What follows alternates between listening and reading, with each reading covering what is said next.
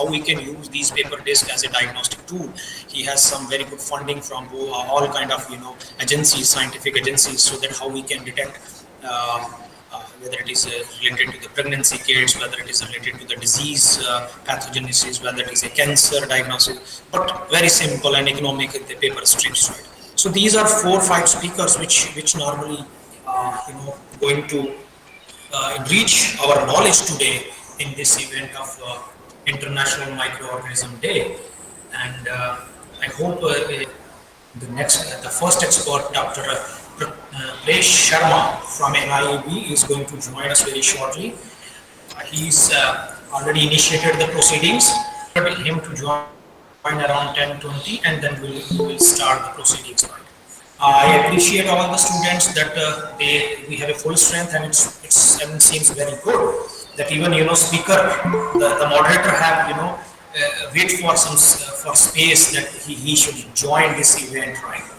Because when I just get disconnected, I mean the house is full, and I think someone left and I joined it. Parallelly, those of your friends, your colleagues, those who are really interested in learning something or gaining something in microbiology and role of microorganism, they can follow us at YouTube channel, which is already there, right? Which is already there. I think let me share screen if it is available for all of you. So these are, you can share with others. They can follow us at a YouTube channel, right? So let's wait for like a couple of minutes more, and then we will start the proceedings. We expect someone, although our ED sir, our executive dean from LPU is going to grace the occasion, but unfortunately some very special guest came to LPU and he is busy with them, so he will not be able to join us for this occasion, right? This is it. This event that we are going to organize is in a very short span of time, because we are not sure when we are going to join this LPU after this shutdown because of the ongoing pandemic. But the moment idea came, and once your intentions are good, your team is good, right? Well cooperative team, so things will be arranged in 4 or 5 days, and we have these eminent speakers here today that they can give some kind of knowledge about what is going on, what is the opportunities, what is the future challenges we are going to face in the field of microbiology, especially related to microorganisms. In this time, in a global scenario, we always think that microbiology is only thing what a microbiologist can talk. It's not that part for, right? A biochemist, it's not like that a biochemist is not allowed, a pathologist is not allowed. The only thing is you have to shift yourself from eukaryotic system to prokaryotic system. We need some good scientists. We need, the challenges are very big, and last couple of years we faced one of the global threats, right? We are having shortage of these persons who are well trained in biological, these warfares, especially who can handle these situations, who are trained as a microbiologist, as a biochemist, who has the knowledge how to contain, how to handle. Because you see in this scenario that everyone plays its own role. Some working on genomics, someone on how we treat, some how we can prevent, right? So it's a team effort. Whenever any kind of event, any challenge come to mankind, we need to stay together, right? And that is the beauty of this, planet, that we stay together, and that's why we hope that third wave should not, come at least damage us the way the second and the first wave damaged, right? So I think let's wait for the speaker, and let me contact them again through phone. And in the meanwhile, just wait for a couple of minutes, and they are going to join.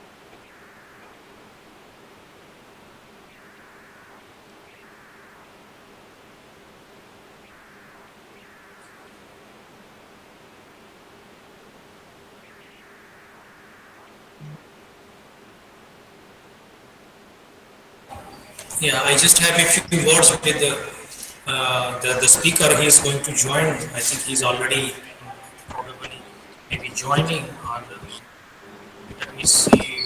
Raj, he's there.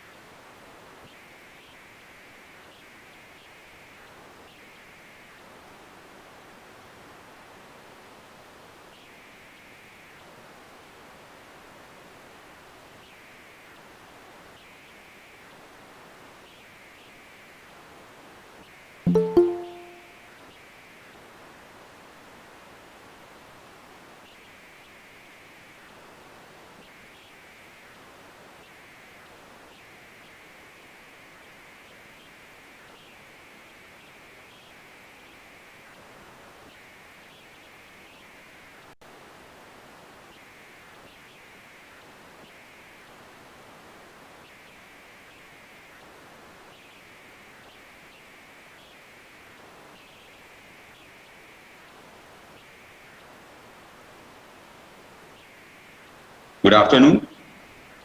Am I audible? So I request to diploma student, please they go on. So because I am not able to.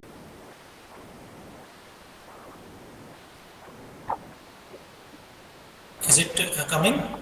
Yeah, I think it's up. Yes, yes, likely to come. Yeah, we can see your PC. Yes. Okay. We can see your screen. Yes. So now you have to just open your PPT. One. Yeah, sure, sure. Are you able to see my?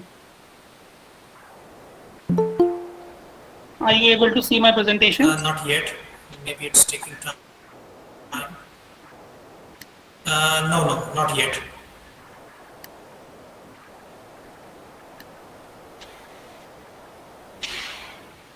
No, no, not yet. Window. So do I need to drop my presentation in that window or how? No, no, no. What you have to do is just open first. Open your PPT Yeah, my at the PPT side. is open. Open your Open on PPT, the side. and Yeah, yeah. then open. Okay. Go to this present, and then there are a couple of you can say there are a couple of options come. Your entire screen a window. Just click on the a window. A window Click I on a click. window, Yeah.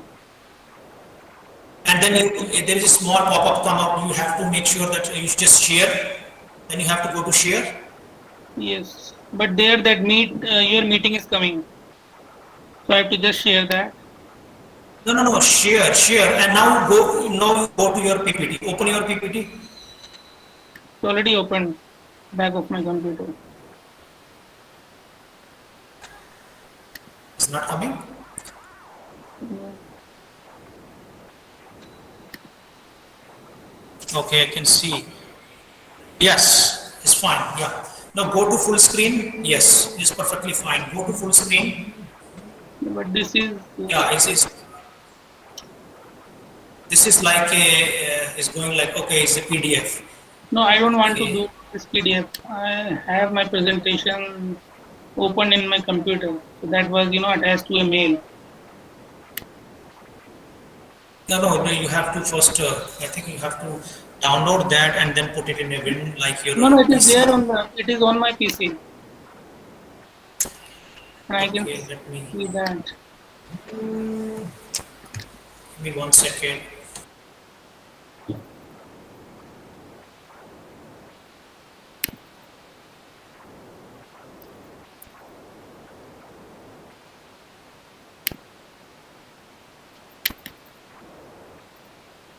Dr. Presh, I think if you are facing problem, can you share PPT on my email ID so that I can Sure, do your sure, sure. PPT I if will send possible it. for you? Yeah, yeah, I will send it. Share with you. Yeah, yeah, sure, sure.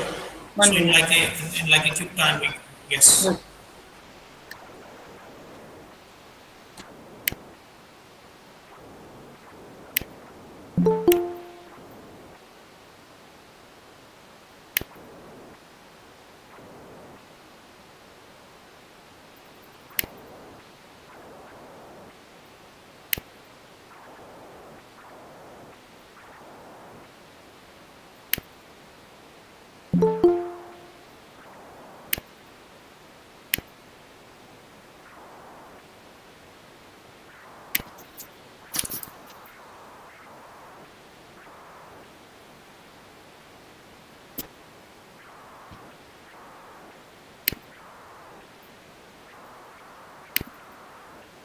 I send the mail to you.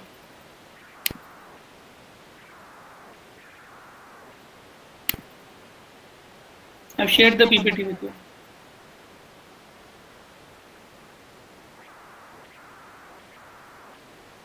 Okay, let me check. Yes.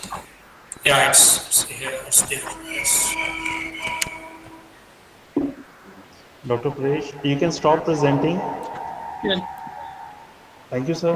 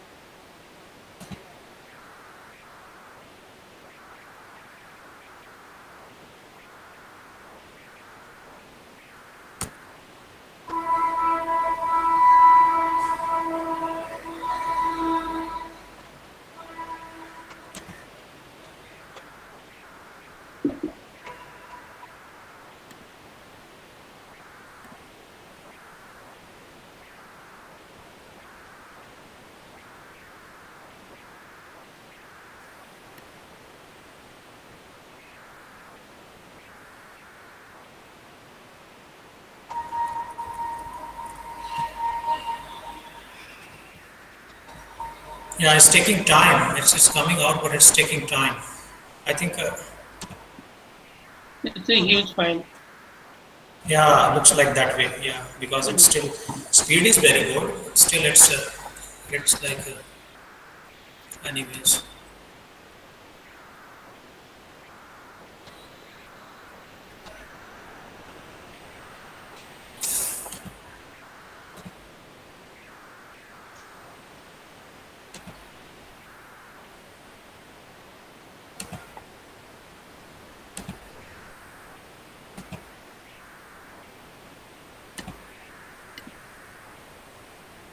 Yeah, I have this file with me.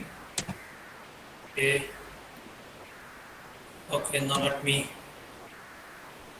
share.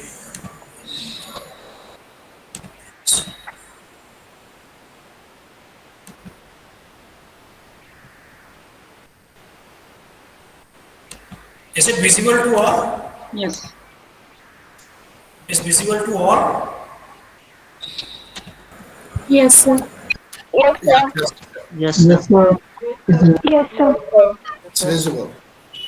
Okay, so it's perfectly fine. So I will ask. So I will have to ask you to change the slide whenever I'm. Okay, no worries, I can do for you, no worries. Okay, please continue. Thank Can you. you just enlarge it? Full screen. Sir, Full screen. yeah, it's not on the full screen? No. Okay, for me, it's on the full screen anyways.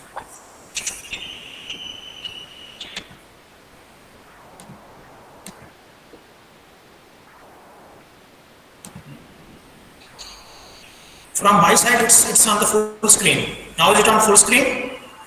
No. I can see side slides 1, 2, 3. It is not full screen. So you have to go it through presentation mode, sir. Slideshow mode. Yeah. I'm doing that.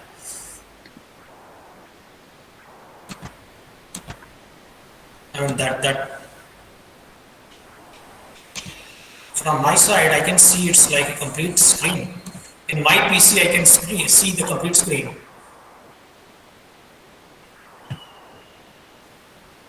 Okay, now tell me what is the status? Not updated, sir. It's still okay? Yeah, it is the same. It's the same, okay.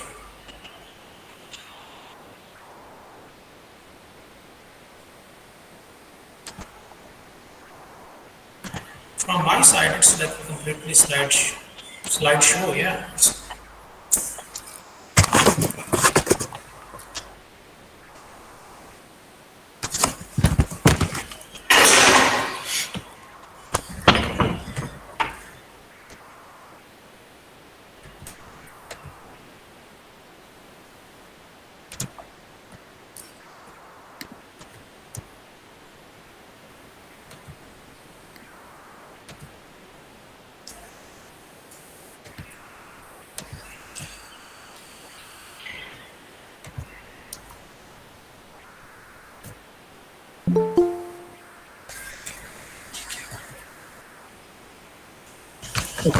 Okay, now it's fine.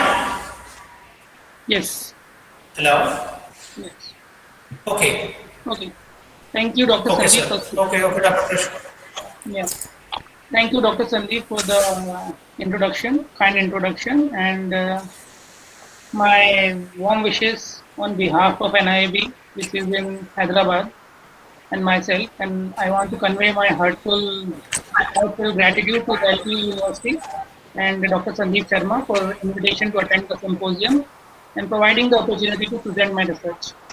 It is a pleasure to be here, and I am very delighted to be present with you all. And I'm sure that all will feel enriched in knowledge after completion of this event. Can you move to the second slide?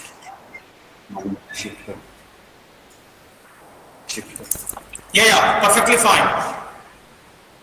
Second slide. Yeah, okay. So this is first I want to introduce my institute. This is some pictures which we have clicked at NIAB. And this is a new institute it is an autonomous institute or department of biotechnology under Ministry of Science and Technology, Government of India. The motto of the institute is Animal for Human Welfare. And this is recent. The new building, new campus is recently inaugurated by Dr. Harshvardhan in 2015. And recently, Union Minister Dr. Jiten Singh has inaugurated Indigo chip, which we have made in India, and this is the first chip worldwide which can using the chip we can segregate our dozy animals to wild animals with crossbred animals. Some noise is there from others. Can you ask others to just check their audio? Yeah, students, please make sure that you are not supposed to on any kind of, please mute yourself for the entire session until unless the speaker is speaking. Please mute yourself. So this institute is in Hyderabad, and this is one of the beautiful campus in India, especially in Hyderabad. So if you get time, do visit our institute. You can also see what type of research we are doing at our website, which is nib.res.in. So with that, can you move to the third slide?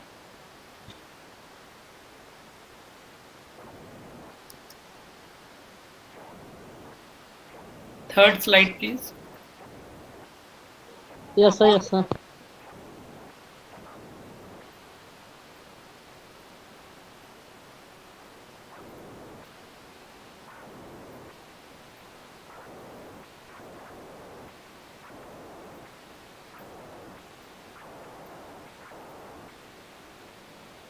Hello.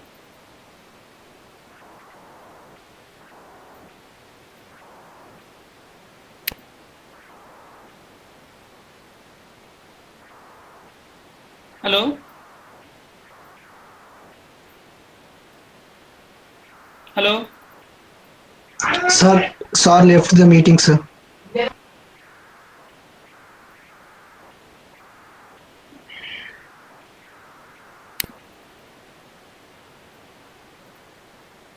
Hello, Sandeep sir.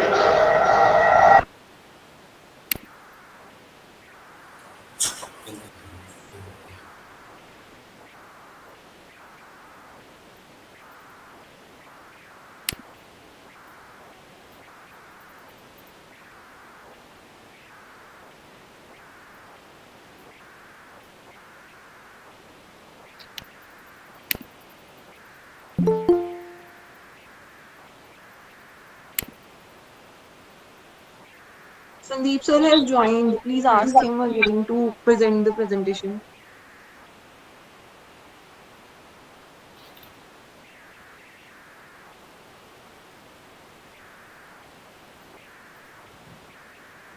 Third slide. Yeah. Thank you. Hello. Yeah. Dr. Sandeep, slides are not there on the screen.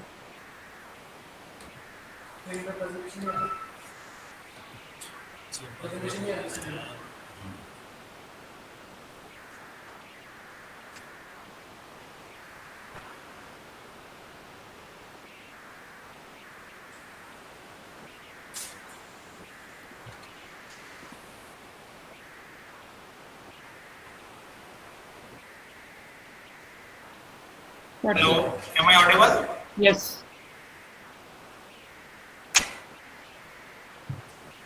Okay. So now we'll come back to our theme of the symposium, which is today's International Microorganism Day.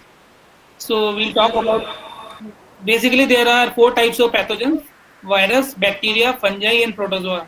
So today's talk I will be talking mostly about the protozoa parasites. Next slide. So now the question comes, what are protozoan parasites and how they are acquired?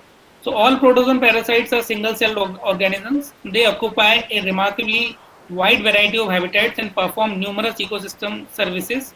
The vast majority are free living with over 36,000 known species, but only 70 parasites are infecting humans, and we are concerned about these 70 parasites only. And most of the protozoan parasite needs a host, meaning they cannot transmit the disease on their own. They need some type of vector, which is sometimes it is mosquito, sometimes it is a sandfly, sometimes it is ticks. So they need a vector, and that is why these protozoan parasites, sometimes we call them vector-borne diseases. Some of the best known examples are malaria, babesia, leishmania, trypanosoma, theileria. These are the well-known examples. Next slide, toxoplasma. So as I said, today I will be talking about parasitic protozoa, and parasite protozoa also three classes are there: epicomplexa, flagellates, and amoeba. Again, in today's talk, I will be focusing only on epicomplexa. So epicomplexa, why we call them epicomplexa? Epicomplexa are parasites which has a particular special organelle called epicoplasm. It is non-photosynthetic, and this organelle help the parasite to attach to the host cell. So whenever a parasite comes in a body, using this epicoplasm, they attach to the host cells, and then the further cycle goes on. So again, in further slides, we will be talking about only epicomplexan parasites, specifically Plasmodium and Theileria. Next slide. So first question which we ask is, why do we need to worry? We need to worry because worldwide protozoan infections account for over 3 billion infections. If we break, leishmaniasis alone causes 1.3 million cases each year. Malaria causes around 300 million new cases per year. Trypanosomiasis causes around 8 million infections. Toxoplasmosis causes around 1.8 billion people are infected. So the number is huge. Next slide. And now, even if we ask, which animal is the deadliest animal in the world, or what is causing maximum number of human deaths, the answer is the small animal, which is mosquito. Next slide. So mosquito is the deadliest because a shark kills around 10 humans in a year, wolf 10, lion 100 by elephant, but mosquito is the only one which is killing most of the human beings. And mosquito kills not only through malaria, it does a lot of other virus diseases also. So it is the deadliest, and this is the season, I think, the monsoon season, when you get to hear a lot of cases of malaria, dengue, and chikungunya. So these diseases parasites have to be tackled carefully because there are no vaccines or better drugs against these parasites. So in the further slide, we'll be seeing what type of research is going on to control such parasites. Next slide. Next slide. So backpack. So malaria. Now I will talk only about malaria for few slides. So malaria, it is a preventable and treatable mosquito-borne illness that mostly affects African children.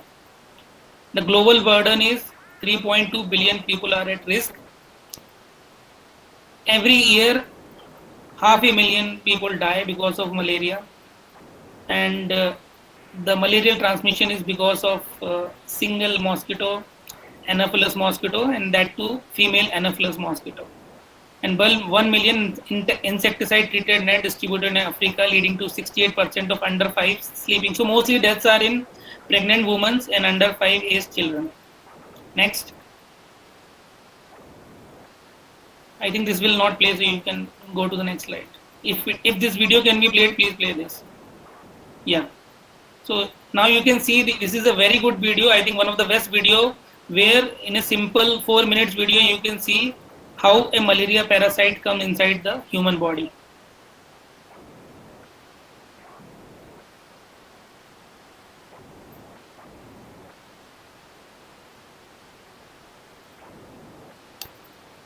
You can switch on the volume.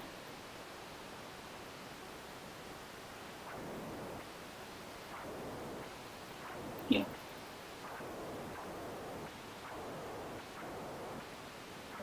It will come. After a few seconds, it will come.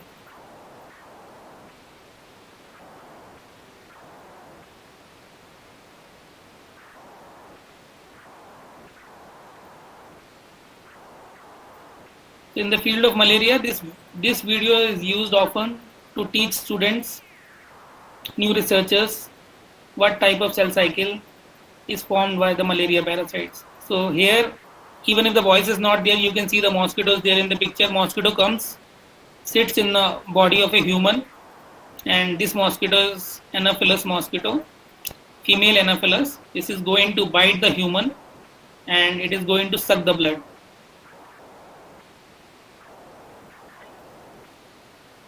It's okay. You can go to next slide. Next slide. Yeah. So basically, malaria life cycle involves two hosts. One is vector, which is mosquito. The other one is human. So the mosquito in the picture is Anopheles mosquito, which comes and sits on the human body, and it injects sporozoites inside the humans. This sporozoite goes to liver cells. It infects liver cells. In liver cells, sporozoites multiply, cystogony happens, and again merozoites are formed. From liver, it travels to it travels to red blood cells, where it attaches to the red blood cells and goes inside the red blood cell. Again, it makes different phases. By phases, I mean it goes through different stages, and then again rupture the red blood cell and goes to the new red blood cells. This cycle goes on until unless a new mosquito comes, bites that human host, and again take the gametes, and again the cycle goes on. So for the transmission of malaria parasite, you need mosquitoes, and by use of mosquitoes, the parasite can travel from one place to another. So in human, what are the stages? First, the parasite goes to liver, then it goes to RBC cells, and then it goes back to mosquito. So this is the cycle, and this cycle will be useful in further slides to understand what type of research is going on with respect to the Plasmodium parasites. Next slide. So this slide shows the high risk areas for malaria in India. So I'm not talking, as I said, malaria is highly dangerous in African countries, but in India also situation is very bad. So this data is from 2018. You can see total number of cases recorded from India are around 3,99,134. The state-wise distribution is, you can see Chhattisgarh is on the top, around 77,000 cases. Then Odisha, Uttar Pradesh, Jharkhand. So in India also, the people are at very high risk of malaria. So this is an important disease and it should be tackled on priority. Next slide. So there are 4 different human malaria parasites. So I am only talking about human malaria parasites, which causes infection in human. The different parasites are Plasmodium falciparum, Plasmodium vivax, Plasmodium malariae, and Plasmodium ovale. Plasmodium knowlesi is one of the parasites which is mostly found in monkeys. So out of these parasites also, the major parasites which are causing deaths or economic losses are P. falciparum and P. vivax. In India, these are the 2 common parasites, P. falciparum and P. vivax. Next slide. So what are the symptoms of malaria? The major symptoms of malaria are headache, fatigue, nausea, vomiting, chills, fever, and muscle aches. Next. So this is, the timeline of malaria. So malaria, it is not a new disease. It is there from 2700 BCE. So from thousands of years, malaria is living with humans. And I think in 1600 only, we know that in Peru, one scientist has discovered that Chinchinao bark, this is one tree. From there, they have discovered a compound called quinine is helpful in treating malaria parasites. So this quinine, from 1600, we know that if we take quinine, in today's world we call that chloroquine, and many other varieties are there. So we can treat malaria parasite using this drug. But still, in 1900 only, in England, a military person discovered that this malaria. Before that, it was thought that malaria is due to some bad air or not proper sanitation. It was not known that mosquito is the one which is spreading. So in 1900, we got to know that mosquito is responsible for spreading malaria. And then quinine was there, although quinine was there, but chloroquine resistant parasites have emerged. So chloroquine was not that much successful in 1900 till 1940 or 50s. After that, US government, so initially malaria was there in each and every country. Over the world, no country was there which was free of malaria. But in late 1900s or starting 1900s, few countries have just eradicated malaria, and countries like India, Africa are still struggling in eradicating the malaria parasites. Now I will tell you how other countries have eradicated this malaria. Next slide. So in 1950s, because the malaria was mainly found in poor people, even in US and other countries. So not many people were interested, not in many countries were interested in putting lot of money in malaria. So they wanted to have a cheap alternative, which is not very expensive and which can control the disease. So in 1950s, early 1950s, America came up with DDT. So they said spread DDT and this malaria can be tackled. So you can see pictures where people in America, Europe, they started using DDT just like perfumes or deodorants. And then everywhere they have spread DDT, and within 10 years, this malaria parasite, even in the last picture, you can see last picture is from the Indian malaria eradication campaign poster. DDT छिड़काव से malaria मिटाइए. So they were able to control malaria parasites. But in 1960s, new studies, environmentalists came forward and they say DDT is not good. Next slide. So DDT is not good also for environment and for human health also. So in 1972, DDT, there was a complete ban of DDT from America, and they said the general use of the pesticide DDT will no longer be legal in the United States after today, ending nearly 3 decades of application. And why did they ban? Because scientific studies showed that DDT was carcinogenic. Scientific studies also showed that DDT caused thinning eggshells in birds, and toxicity data acquired of DDT. So there was a complete stoppage of DDT in America. So DDT has gone out from the picture. No longer we can use DDT for controlling the malaria. Next slide. So as I said, malaria was there. So this slide, if you see the numbers, almost all the world was suffering from malaria in early 1900s. And by 1975, from the temperate countries like America, Europe, or rich countries, you can say, this disease was eradicated because of a number of reasons. It was not only because of DDT, but it was of good road, good sanitation,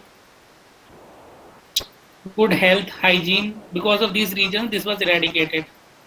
But in other parts like India, you can see till today, malaria is a big problem, and Africa. So India and Africa, sub-Saharan countries, especially tropical countries, this is still a big problem. Next slide. So one question always comes. Now we have seen this corona also. In corona, we are able to make a vaccine within a period of 1 year. So one question always pop up in a mind that mosquito is very small, parasites are so small, then why there is no vaccine against malaria parasites, or for say any parasitic disease like leishmania, malaria, toxoplasma, there is no vaccine. Why is that? So next slide. So there are scientific challenges to malaria vaccine development. The major challenge is because when we talk about virus, in a virus only 4 or 5 genes are there, proteins are there. While in malaria, around 6,000 genes are there. So you have to tackle 6,000 genes, not 4 or 5 genes. And that is why it was easier to make a vaccine against the COVID-19 virus. Then the candidate success, because a single candidate will work or not, we don't know. And there is a limited market. Since the malaria is limited to poor countries, not much funding is there in that. So because there is no market, and if I compare, if I do a simple example, there is more funding for making drugs which are used for baldness, because baldness is a disease of rich people, and they put a lot of money in treating baldness than malaria or such type of tropical diseases. So malaria endemic countries are mostly poor, and vaccine development is high risk and high cost. So these are some challenges due to which there is no vaccine till now. Next slide.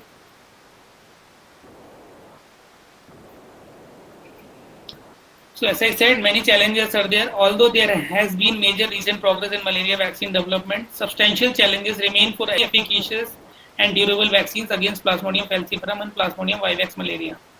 Greater knowledge of mechanisms and key targets of immunity are needed to accomplish this goal, together with new strategies for generating potent, long-lasting functional immunity against multiple antigens.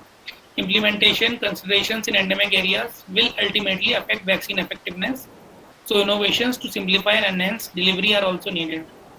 Whereas challenges remain, recent exciting progress in emerging knowledge promise hope for the future of malaria vaccines. Next slide. So now I will show what are the progresses. So this is, since 2000, there are many malaria vaccines which have came to the trial, not in the market. Market only one single vaccine has came till now, and these are the different vaccines. So as I said, malaria just like caterpillar. So caterpillar changes shape, but it changes shape only when it becomes butterfly. So only two phases are there. But in case of P. falciparum or Plasmodium parasites, they change their shape at least 7 times. So earlier they are in ring form, then they become trophozoite, then trophozoite to scizoid, then scizoid from gametocyte. Many forms are there. So you have to tackle all the forms if you have to make a successful vaccine. And most of the vaccine, if you can see in the picture, some vaccines are targeting the transmission blocking vaccines. So they block the transmission. Some vaccines block the blood stage vaccine, blood stage parasites work on blood stages, and some vaccines are anti-infection vaccines. So these are the vaccines which are currently under trial, but none of them is successfully till now has completed phase 3 trials. Next slide. So this is one protein which is PEMP. PF stands for Plasmodium falciparum. This is one gene which is present on the surface of Plasmodium parasites. So this gene, why I am showing this gene is a very important gene which is related, because if this gene is not there, Plasmodium parasite will not be attached to RBC cells. So you can see in the picture red colors, plus knobs and minus knobs. So minus knob is a cell, RBC cell which is not infected with Plasmodium parasites, and plus knobs are the cells which are infected with the RBC parasites. So when a RBC parasite enter inside RBC, they express PFEMP protein on the surface of their cells, and they make a hook-like structure. So because of this hook, the parasite gets stick to the way by the immune system. So this PFEMP cells was found to be, this is the most important addition. So you can consider it as a Fevicol. So it gets stuck to the inside the RBC cells. Next slide. Why I am showing this gene is because this gene is very important in virulence. So we can say that why not make a vaccine against, means we can target it for the making a vaccine. But this gene, parasite is having at least 60 copies of this gene. And at a single time, it expresses only a single gene copy. So for example, if I make a vaccine or antibody against one gene, the parasite is so smart that it will switch off that gene and activate the second copy. Like that, it can do 60 times. And then if I make a vaccine against 60, then it will start doing it in a combination, like it will do 1 + 1 or 1 + 2, 1 + 3, like that. So mutual exclusive expression is there. So this is, not only with time, as I said, thousands of year malaria parasite is there. So not only humans are evolving, malaria parasite plus mosquito is also evolving, and these parasites are now much more smarter. And that is one more reason why we are not having a vaccine till now. Next slide. What about drugs? In 1950s to 60s, DDT was used, but after that DDT was banned. Then chloroquine was there, but chloroquine again resistance was occurred. So in 2015, UU2, a scientist from Japan, has got a Nobel Prize in medicine for discovering artemisinin. Artemisinin is a drug which is a plant-based compound. This is a herbal remedy which was found to cure malaria parasites, even the complex malaria parasites. So in 2015, it was thought that, okay, now we have got a perfect cure for malaria, and hopefully we'll be able to clear the malaria parasites from the world. So 2015, artemisinin came. Next slide. Plasmodium parasites, there are Plasmodium vivax parasites, and sometimes is brought with a mixed infection. So when a Plasmodium vivax parasite, give it chloroquine for 3 days and primaquine. And for P. falciparum, it is mostly this ASP, primaquine and ASP combination doesn't work because parasites are resistant to this drug. So that is why they give RT ether and primaquine. And for mixed infection, artemisinin combination therapy is given for P. falciparum plus primaquine for 14 days. So this is the treatment option once the artemisinin has came in picture. So we thought now we'll be able to control malaria and hopefully it is not going to trouble us in the further coming years. So this was in 2015. Next slide. But very soon, because whenever a drug is designed and it comes to a market, it takes at least 10 to 15 years. But it is sure that sooner or later it is going to have resistance. And the same has happened with artemisinin also. So artemisinin resistance started showing in the field and it became an imminent global threat to malaria elimination. So you can see that, and again then people have find out what is the mechanism of artemisinin resistance. They have found that a mutation in the K13 gene of the parasite leads to artemisinin resistance. So again, major setback was there. We were thinking we'll be able to eradicate malaria, but because of artemisinin resistance, we need more research so that we can continue finding for a vaccine or new chemotherapy options for patients who are resistant to artemisinin, which is a major problem now. Next slide. So for this, again, this is MMB group, which is Medicines for Malaria Venture, where many industry and scientists have shaken hands together, collaborated, and made this venture where they have came up with many compounds, thousands of compounds, and screened against malaria. So this is a public and government funding type of association where they have completed now 20 years of progress against malaria, and they are coming up with a very promising targets against malaria, and we are hopeful that we are going to get new compounds soon for which can be helpful in treating even the artemisinin resistant cases. So if I say in summary, 11 compounds from their treatment is in clinical development, and 150 active partners are working to defeat malaria. Next slide. So this is one strategy where we are trying to tackle the parasites. The another strategy is we can control the mosquitoes. So for that, genetically modified mosquitoes have been made. So this study is 7 years before they have done. In this, what they have done, as I said, Anopheles mosquito causes the malaria transmission. So they have taken the male Anopheles mosquito and they have injected a homing gene using a tiny needle. So what they are doing basically, they have taken male mosquitoes. In the male mosquito, they have destroyed their X chromosome. So they will have shredded X chromosome, and now they will leave this male mosquito for breeding with the female one. So whenever offspring will happen, it will be mostly male. So female mosquito will not be there. So the purpose of this study was to eradicate the female mosquitoes from the field, so that if female mosquito is not there, again malaria can be cured. They will not be able to transmit the malaria. So this is one example where scientists have tried to make a genetically modified mosquito. Next slide. Then another one, here they have used a CRISPR technology for making again malaria resistant mosquito. So what they have done, they have deleted a gene called FERP1 from the genome of Anopheles. So if they delete FERP1, whenever the malaria parasites are gone inside mosquito, they will not be able to grow the parasites inside mosquito, because the sexual reproduction of mosquito happens inside the gut of mosquito. So if this gene is deleted, again they will not be able to transmit. So this is one more technology where using CRISPR they have made genetically modified mosquitoes. Next slide.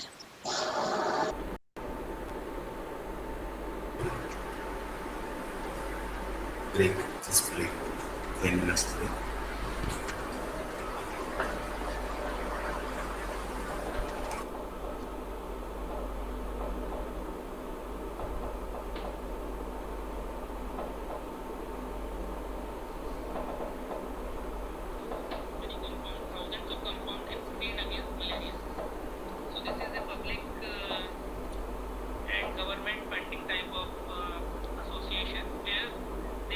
Now 20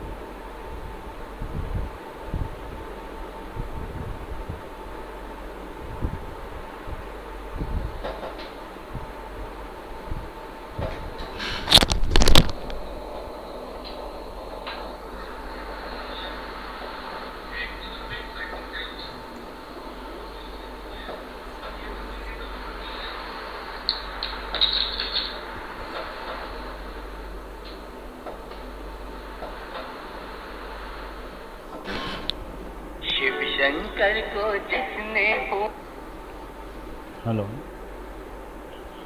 good morning sir. हाँ हाँ हाँ बताइए।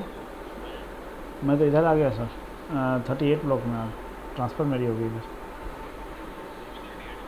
हाँ हाँ हाँ कोई नहीं। नहीं नहीं आ रही अपनी सर, इन्होंने कोई नया डिपार्टमेंट बनाया है उसके लिए। एग्जैक्टली वो रिसाइटेशन नहीं है, मतलब रिसर्च इम्पैक्ट करके बोल रहे हैं।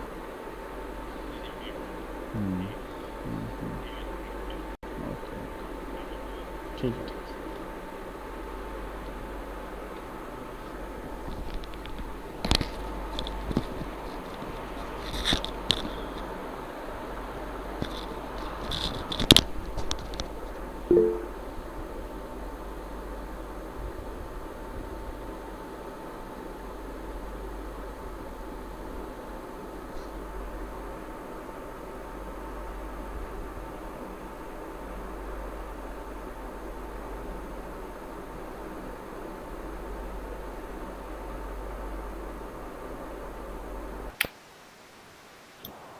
So now,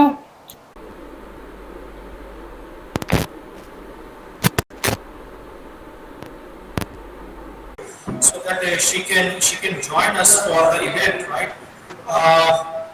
Although Dr. Nikki is completed her doctorate and has a very good postdoctoral experience from one of the top institutes of United States. So her main area of work is that she is working in drug discovery and development in the field of uh, mycobacteria. She also had the privilege to work with, Dr. Professor Kevin, who is one of the eminent scientists in the field of mycobacterial research. She also worked in some of the top institutes, like one of that is Walker State University, where it's a center of excellence for TB research. She also worked with the Dr. Kevin in NTU. She is working in the area of mycobacteria, and especially focus on the cytochrome BD inhibitors, which actually helps this mycobacteria to survive in the stress conditions. Right? Uh, she is currently working as an investigator in the University of Cape Town, South Africa. She is involved in different TB projects and determining the mechanism of action of some of the promising candidate for the treatment of TB. Right. Over to you, Dr. Nikki. So please share your screen and now hand over to you. Okay, thank you so much for that introduction. And of course, thank you for the opportunity. I'm not too familiar with Google Meet, so I can't, might take me a little while to find what I need to share.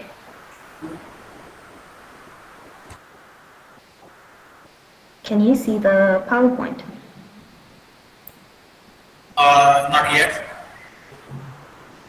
There is an arrow in the center, in the bottom of your screen. You just go there and start presenting and share your window where actually your PPT is, right? So it's saying sharing on my side. Okay. So maybe Dragging. time. Okay, it's saying there's an error.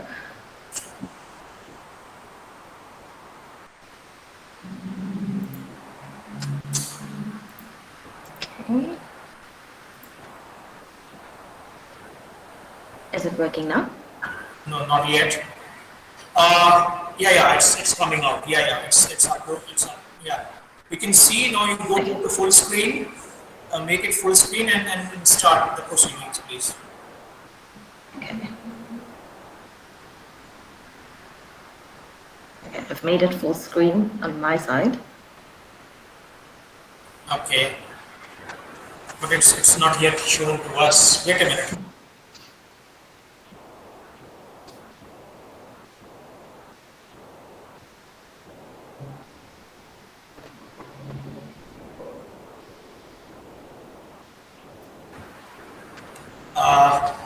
Dr. Nikki, can I think also send me the PPT, but when I upload, when I put my this, they are asking for some kind of email. So I have to put my email or your email in this PPT link, what you shared with me. Your email. Okay, and then here this asked for some enter code. Oh, I'm not sure, sorry. But I normally just share a link and it should be able to open. Let me try again on the side. Okay. Okay. Now I'm trying to play a role in fighting this disease. So, TB caused by tuberculosis, caused by Mycobacterium tuberculosis, is an ancient disease. It's been around for many, many years. You can see from as early as 7000 BC. And the disease presents mainly in the lungs and is characterized by a very severe cough, weight loss, and night sweats. And it remains the leading cause of death due to a single infectious agent, with approximately 1.4 million deaths in 2019 alone. So what's interesting is that although the rate of infection is very high, there are approximately 10 million new infections in 2019, the majority of people that are infected actually are able to clear the disease. But unfortunately, those who do develop disease don't have a very good outcome. And without treatment, about 45% of HIV negative and almost all HIV positive individuals develop active disease and will die. So the picture on the left is just a scanning electron micrograph of Mycobacterium tuberculosis, the bacterial cells, and these just describe names that this disease has been known as over the years, such as white plague, scrofula, Pott's disease, and I'm sure everyone has heard of consumption. So what we want to know is, why is TB such a bad disease? Why does it cause such devastation when there is actually treatment available for it and people can be cured? So some of the contributing factors are summarized on this slide. One of the main factors is actually latent disease. So latent TB infection is characterized by the detection of an immune response to TB antigens, but there's no physical presentation of any disease symptoms. So the risk of this is, as I mentioned there, about a quarter of the world's population actually harbors TB infection. And the risk of this is that all of these people that have latent disease have the potential to develop active disease later on in their lives and to further spread it. And obviously this then hampers our fight against TB. In addition, the increased susceptibility of immunocompromised individuals to TB infection again hampers our efforts to fight the disease, and this is particularly evident in the South African context. As in South Africa, we have a very high burden of disease of HIV as well as TB. Of course, one of the big problems is that we don't have we have a vaccine. The only vaccine available is BCG, but the problem with that is that it doesn't actually prevent infection. It only protects against the disease at 24 months for treatment, and the treatments are extremely difficult on patients because there's toxicity issues and high detrimental side effects like deafness. And of course, the development of drug resistance is a big problem, not just for TB, but for all bacterial diseases at the moment. And the World Health Organization actually predicts that antimicrobial resistance is most likely going to be our next pandemic. So all of these things are problems that we face in fighting the disease, but why is that? What is it about TB that makes it able to cause such devastation and make it so difficult for us to treat? So to try and understand that, we need to try and understand the environment and the disease progression. So the main route of infection of TB is through inhalation of bacterial cells. And then the main point of defense in humans are the alveolar macrophages in our lungs. So in our abnormal conditions, this is a very harsh environment, and it's characterized by oxygen depletion and acidic pH, reduced nutrients, and oxidative stress. To name, TB has evolved various mechanisms to overcome all of these harsh conditions. And I will describe some of its characteristics here that contribute to that success. So I think one of the main things, and I'm not sure how familiar all, is schematic representation of the cell wall and all the different layers that it has in there. So there's an outer capsule layer, there's a layer of glycolic acids, arabinogalactan, peptidoglycan, and then the cell membrane, which I'll talk about a little further. And yeah, this just makes the bacteria very hardy and very difficult to eradicate because drugs can't get into the cell to kill its targets. Another characteristic is that it has asymmetric cell division. So here, most bacterial cells, they expand and divide into two equal daughter cells, but with MTB, it expands and the two cells that result from the cell division are actually asymmetrical. So you see one is a little bigger and one is a little smaller, and they actually have different metabolic rates. This leads to a very heterogeneous population, which once again makes it very difficult to treat because these cells have different characteristics. The drugs that we use don't necessarily act the same on both of them. And yeah, that obviously contributes then to resistance development down the line. So the ability also to achieve a dormant state. So this is basically where the cells are still alive, but they are no longer replicating, and they can remain dormant for many, many years. And our current drug treatments all target actively growing cells, so they actually won't kill these dormant cells, which are able to wake up anytime during that infection period and cause disease again. Another inherent property of bacteria in general, and specifically mycobacteria, is efflux pumps. So efflux pumps are structures in cell wall that pump out drugs. So even if you have drugs that have good potential to kill and known targets, the bacteria are actually able to pump these drugs out. So you're not getting killing once again. Metabolic multiple nutrient sources, and they're also able to remain viable in the absence of oxygen, which once again I will talk about a bit later on. And biofilm formation represents a state of, it's a bacterial community that represents a state of dormancy as well. And the structure of communities actually behaves very differently to regular single cell mycobacteria, and have inherent differences in susceptibilities to antibiotics, which once again further adds to the difficulty in treating TB.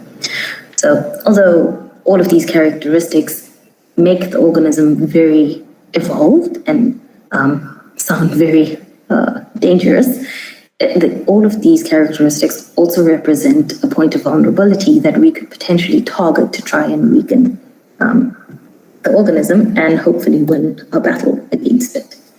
So what exactly do we need to be able to conquer time, or hopefully in our lifetime? So the ultimate goal is obviously to end the TB epidemic. And unfortunately, this has not been going so well. And due to COVID-19, our efforts have been set back about 12 years, just in the past 2 years, which again is a big blow to our efforts to try. So what we need for this is very early diagnosis and drug susceptibility testing, so that we can identify patients that have the disease, and we can identify what type of disease they have in their resistance profile to give them the correct treatment. We need preventative therapy, so this would be particularly relevant in environments where there's a high burden of disease, as well as to try and target the large population of people that have a latent TB infection. Of course, we need a widespread and effective vaccination program that it can be effective at preventing disease in all populations.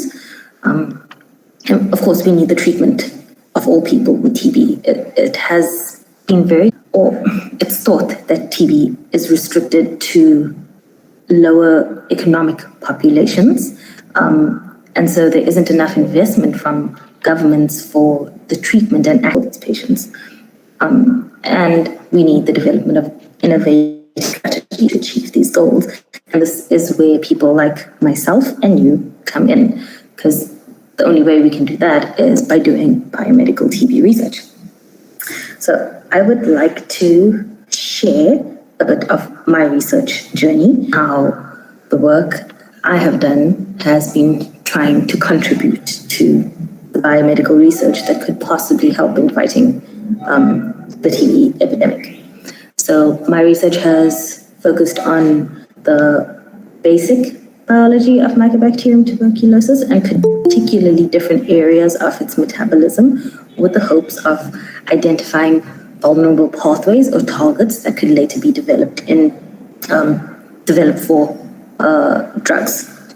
It has then contributed to H3D, the Drug Discovery and Development Center at UCT, and here we focus particularly on TB drug discovery.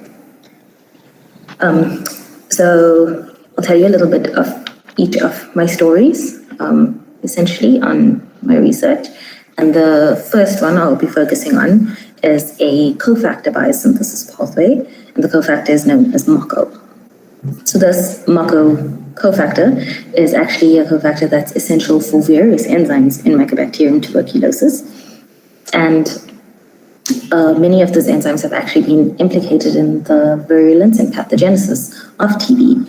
So the thinking behind that is if we can somehow inhibit the synthesis of this cofactor, we could weaken the bacteria so they'd be less virulent or alter the pathogenesis of the disease.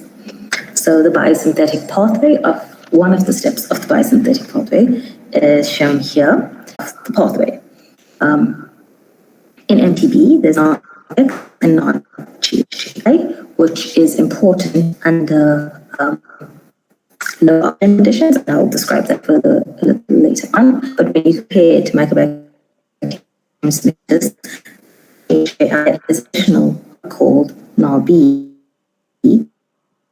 which was annotated as being responsible for growth on nitrate.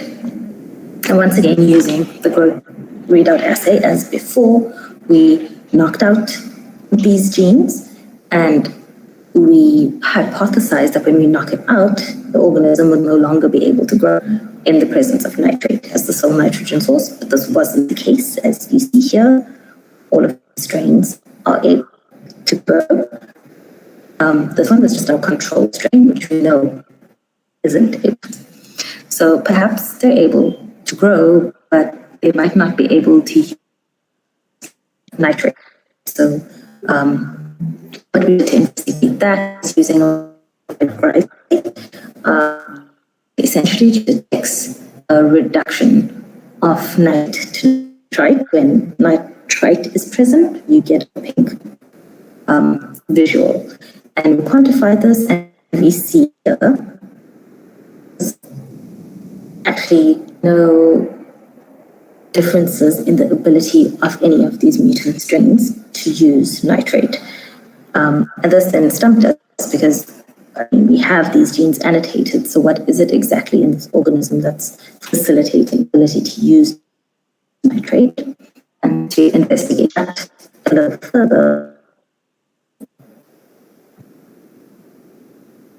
Sorry, my screen is stuck.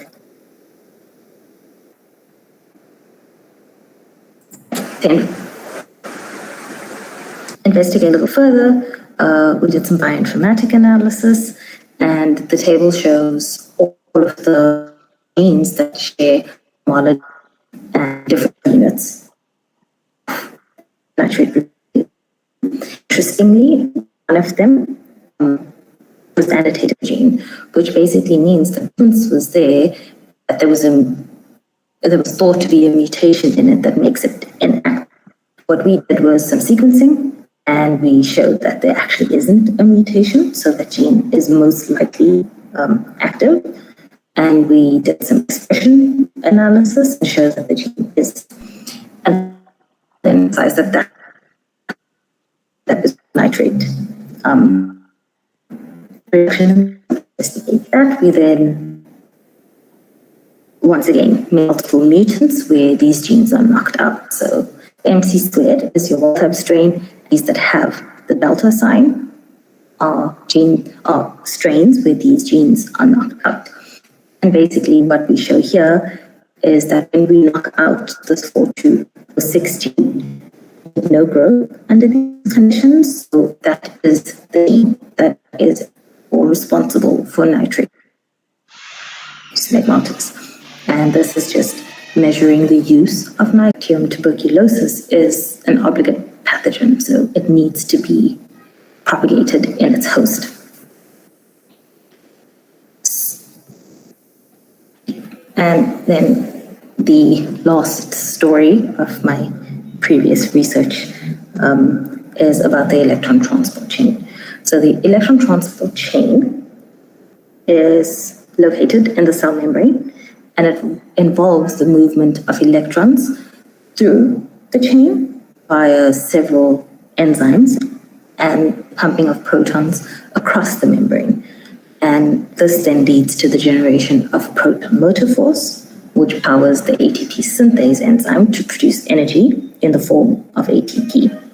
So this is a pathway that is present in bacteria and in mammalian cells as well, and it's a highly conserved pathway. But it's quite unique in bacteria and in mycobacteria in particular, in that it is branched, where at one end, where the electrons come from, there are various sources for that, and where they end up, there are various places for that as well. So in TB, in the presence of oxygen, we have the cytochrome oxidase, and the cytochrome C and the cytochrome B oxidase, which play differential roles under high and low oxygen conditions. And these pathways, particularly the cytochrome C oxidase, is actually essential for growth. And then under anaerobic conditions, where TB doesn't replicate but is able to survive, there's the nitrate reductase and other enzymes which can facilitate this growth. So we wanted to focus on the aerobic side of the chain in this case, to try and identify what role the cytochrome B oxidase plays in TB's ability to survive and adapt to harsh conditions. And once again, the strategies that we used here involve making mutants and investigating how they behave under different conditions. So I'm not sure if everyone is aware, but one of the first new drugs that have been developed for the treatment of TB in the last 40 to 50 years was actually bedaquiline. And this drug targets the ATP synthase and the respiratory chain, something that led or has led to an increased interest in this area of biology. So what we wanted to see is, in this mutant, in a strain that is lacking the cytochrome B oxidase, what happens when we treat with that area as well. And what we see here in the table is that this mutant becomes a lot more sensitive to these drugs, and that suggests that we would gain of MTB if we can target the cytochrome B oxidase in addition to the other. We also investigated what happens to this mutant strain when grown in mouse cytochrome B oxidase compared to the wild type in mouse macrophages. And in mice, when we look at the number of bacteria in the lungs, once again, we see a reduction in the number of bacteria, basically complex to target with any drugs that we can develop.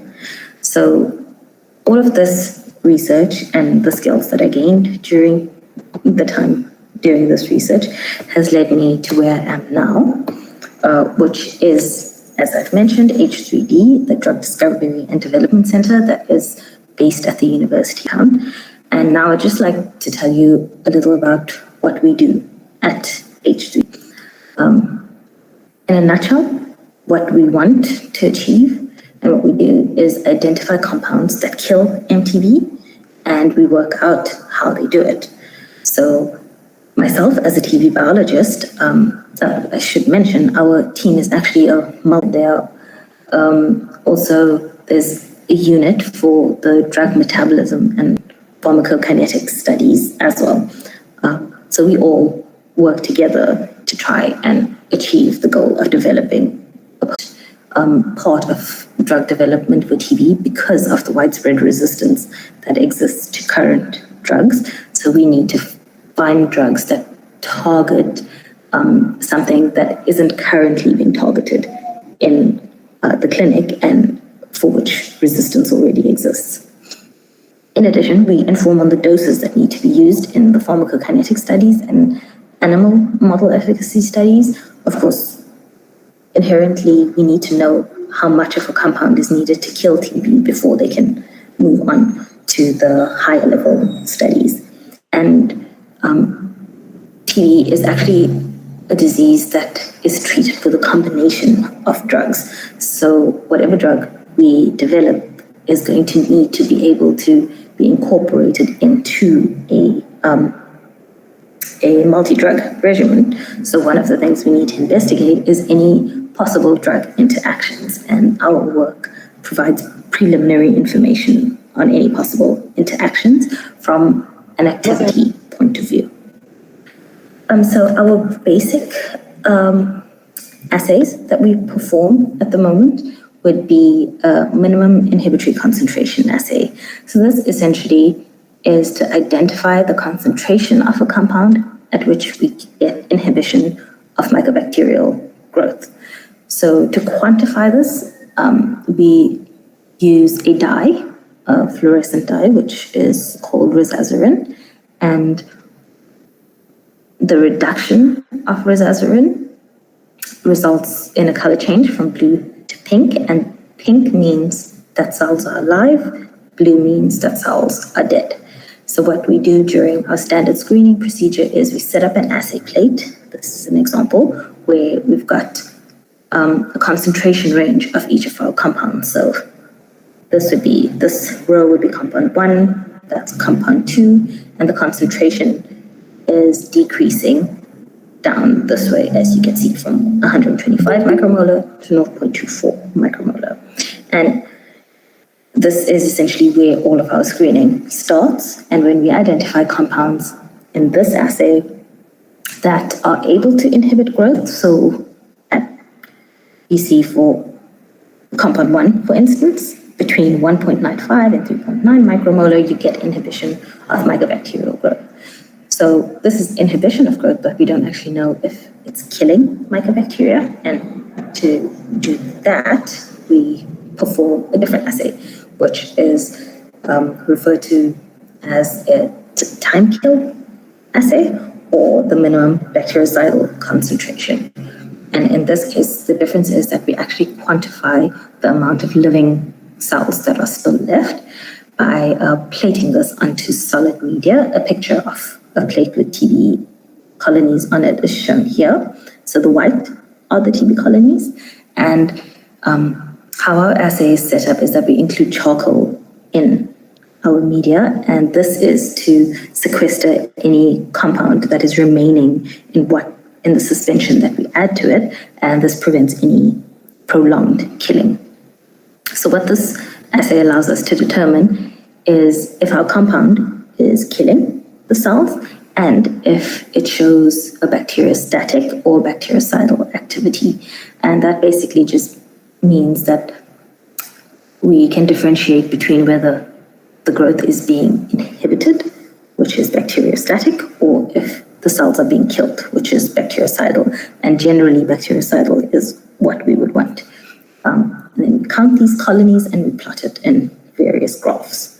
So again, this is a great, this is part of the early process of the drug development studies from our side. And this informs on the activity of the compounds, but it doesn't give you any information on how these compounds work, which, as I've mentioned, is very important.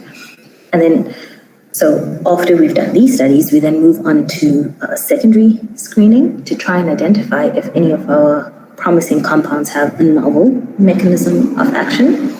And we have several different assays and experiments set up for this.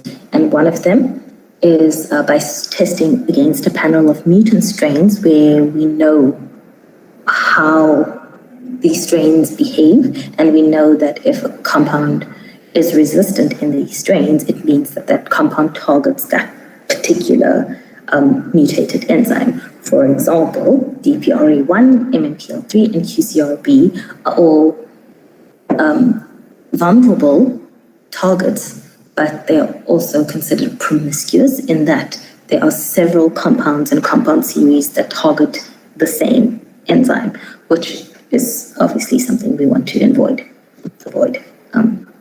So once we've done that, we also test against a panel of strains that are resistant to clinical drugs.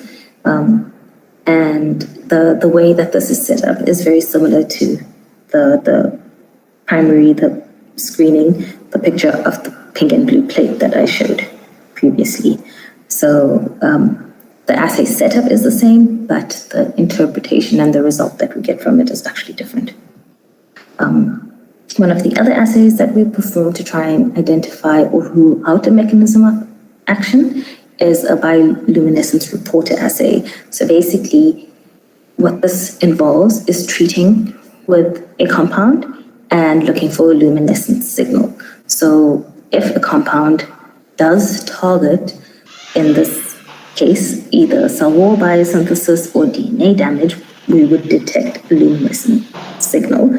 And then we know that this area of biology is being targeted, and we can proceed further to either deconvolute the mechanism of action or to rule out the use of this compound moving forward. But once again, I mean, the methods that we use here, or the methods that we use to develop this assay, involved a lot of molecular biology and, of course, microbiological techniques as well. And then finally, as I mentioned, we also look at drug interactions, and how this is performed is in a 2D or checkerboard assay. And this involves the exposure of MTB cells to various combinations of two different drugs at different concentrations. So if we look in the Y direction, this way we've got dilutions of drug A, and in the X direction we've got dilutions of drug B. So this row is drug B on its own, this column is drug A on its own, and then all of these are essentially different combinations of each of them. So, for example, in B3, you can have this concentration of drug B and that concentration of drug A together, and then the quantification, again, is based on the fluorescent dye I mentioned before. And what we're looking for in this case is if we get enhanced killing at a lower concentration in combination of the two compounds, which we, in this case, we actually do see. So if we look at this well, you see at 0.08 of this drug on its own, you don't get killing. And at 0.5 of this drug on its own, you don't get killing. But when you put them together, you do. So in this case, we see a synergistic interaction between these compounds, and this suggests that we wouldn't have any issues or any adverse interactions between these drugs if we combine them for treatment later on down the line. So all of this informs on the early stages of our drug discovery process, and particularly on the activity of whatever compounds we're using, but we definitely need to deconvolute the mechanism of action or resistance. And this is a very drawn out and long process and not straightforward in any case, and involves various different techniques such as many genetic manipulations where we create different types of strains, where we knock down any genes, and we then have to put these genes back, or different versions of the genes. We also do a lot of protein purification and expression, and we develop in vitro assays where we actually, the proteins that we've purified, we then develop assays to try and measure the activity of either version of it, the mutated or wild type, when exposed to different compounds. We look at transcriptomics, which is the expression of genes in organisms when exposed to different drugs, the proteomics and metabolomics. And one of the things that we always need to be conscious of is that a mechanism of action of a compound is not necessarily related to the mechanism of resistance. They could be two independent things, which is the case for a drug like isoniazid, which targets an enzyme in cell wall biosynthesis, but what confers resistance to it is actually the gene that encodes CAT-G that activates the enzyme. So essentially, what we do is try to active infection. We also want to be able to develop a panel of drugs that would shorten the treatment time and make it easier for patients to tolerate and definitely to circumvent any development of resistance. So in conclusion, I think if we've learned anything in the last 2 years from COVID, it's that infectious diseases can have an absolute devastation on the world. And what it also highlighted is how we as a scientific community can band together and try and combat this. But in order to do that, we need to have innovative research going on. And this is from various sides of research. So we need innovative diagnostics, we need new treatment, and of course, we need to understand the biology of whatever infectious agent it is that we're investigating to be able to develop the tools to eventually fight them. And to make this possible, we need a greater investment in research and, of course, the development of talent to be able to perform all of these very interesting and exciting studies.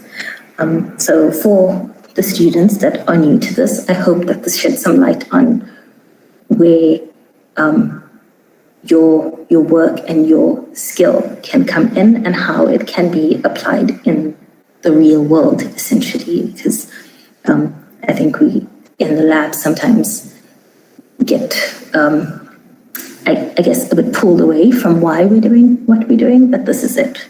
We want to be able to develop strategies in the real world that can actually help and save people. So thank you. Of course, I'd like to acknowledge all of my mentors, supervisors, and all the different funding bodies over the years that have contributed to my research. And thank you all for your attention. Any questions? Yeah. Students, please ask the questions. If you have any, you need some kind of a clarification about some points.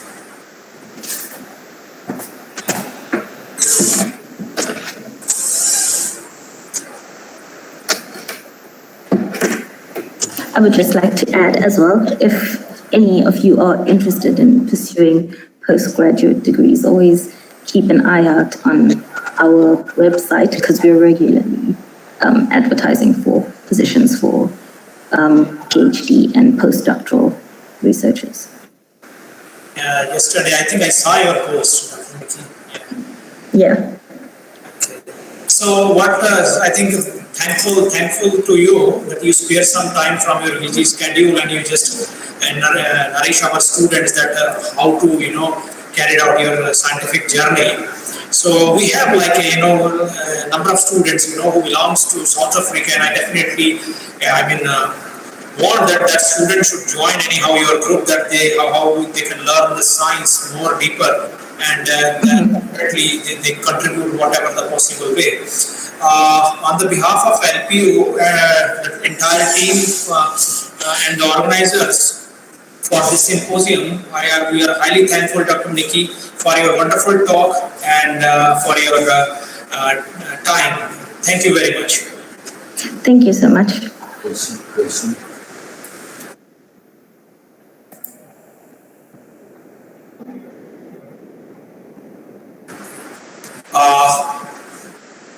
Students now. Okay, students now I think we go for a break and we need to assemble again at 2 o'clock. So you have 1 hour and 15 minutes. Take your lunch and then join back at 2 o'clock. And then there is another international speaker who speak and we have like two more lectures, couple of more lectures for this today's symposium. So let's meet again in the session 2, which is going to start at 2:15. Okay, see you there then. Okay, bye bye.